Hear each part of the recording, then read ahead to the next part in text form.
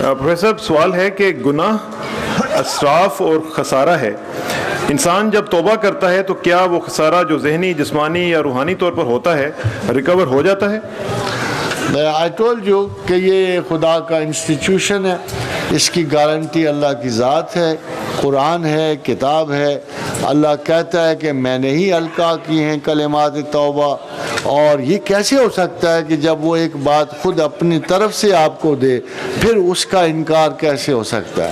اللہ ہی نے آپ کو کلمات دیے، توبہ دی، انسٹیٹیوشن دیا، اللہ ہی معاف کرنے والا ہے، اس پہ شک و شبہ مجھے تو بدرجہ کفر لگتا ہے۔ اور دوسری بات جو کیا پوچھتے آپ نے؟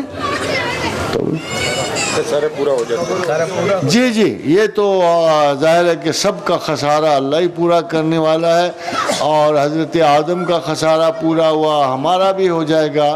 ایک بات آپ کو بتا دوں کہ خدا نے گناہ کی بخشش کا کوئی معیار رکھا ہی نہیں ہے۔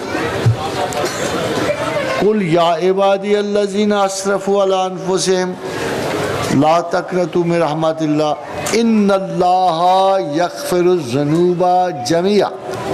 یہ لا ہمیں بتاتا ہے کہ کسی قسم کا اس لفظ جميعا میں کسی قسم کا پرابلم اللہ کو نہیں ہے، کوئی تخصیص نہیں ہے۔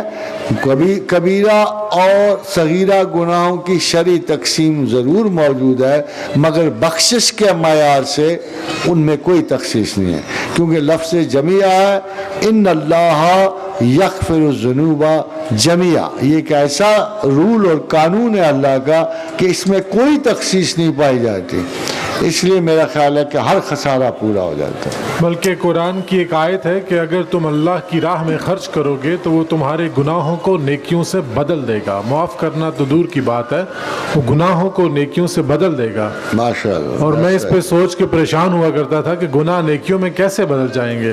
تو گناہ کی جو پوری ٹیکنالوجی ہے اس کے سمجھ آنے سے جو آپ کو آئندہ گناہ سے تحفظ حاصل ہوگا، اور اس ٹیکنالوجی کے جاننے سے آپ جو لوگوں کو محفوظ رکھیں گے، تو آپ کا وہ عمل جو ہے ایسے ہی ہے جیسے کوئی شراب پینے والا کسی دوسرے کو شراب پینا شروع کرنے سے روک دے، اور اس کے پاس وہ علم ہو، اس کو بچانے کا طریقہ معلوم ہو، اور وہ اپنے گناہ سے ایسے توبہ کرے کہ گناہ کی پوری ٹیکنالوجی کو سمجھتا ہوا اس سے حفاظت اور سینٹی کے ساتھ نکل آئے۔ تو خدا کہتا ہے میں ایسی توبہ کے بعد اگر تم ساتھ اللہ کے راستے میں خرچ کرو گے تو میں ان گناہوں کو نیکیوں کا ذریعہ بنا دوں گا۔